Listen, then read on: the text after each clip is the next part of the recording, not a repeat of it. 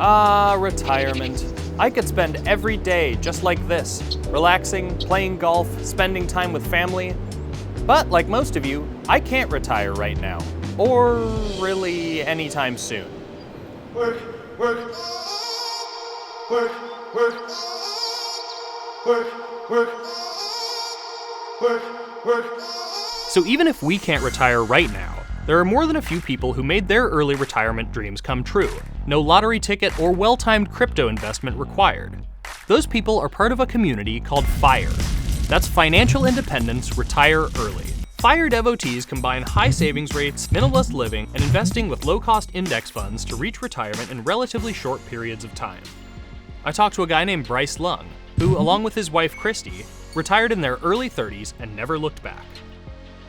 We were given the same prescriptive script that everybody, that our parents gave us for how to live. Get a job, buy a house, go into debt, go into a mortgage, spend the next 25 years paying off, and then maybe when you're 65, then you can retire with a pension. The old rule book that they played with simply doesn't apply for us anymore. So how long was your journey once you began? 9 years after we started working, we retired. My wife was 31, I was 32 at the time, and we said goodbye to our jobs forever, and we've been traveling ever since. It's actually based not on your age, but how much money you have saved up versus how much money you need to spend to maintain your lifestyle.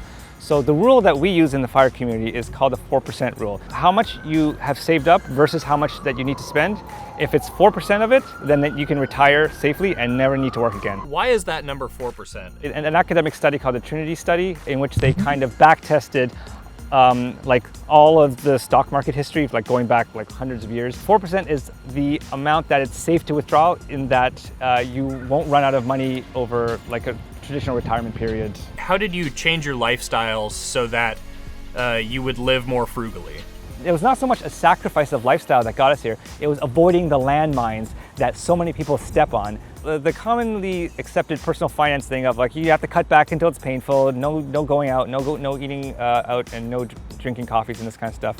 We didn't do any of that kind of stuff, because the biggest line item in a person's life is housing, transportation, and food. And if you get those three right, then the rest of it almost doesn't even matter. But even if you can't retire at 31 like Bryce did, there might still be some alterations to your savings or spending that you can make to retire at a more traditional age. Bloomberg reporter Suzanne Woolley is going to tell us how to plan for that more traditional retirement and the annoyances that we must overcome to get there. Should people be scared about retiring?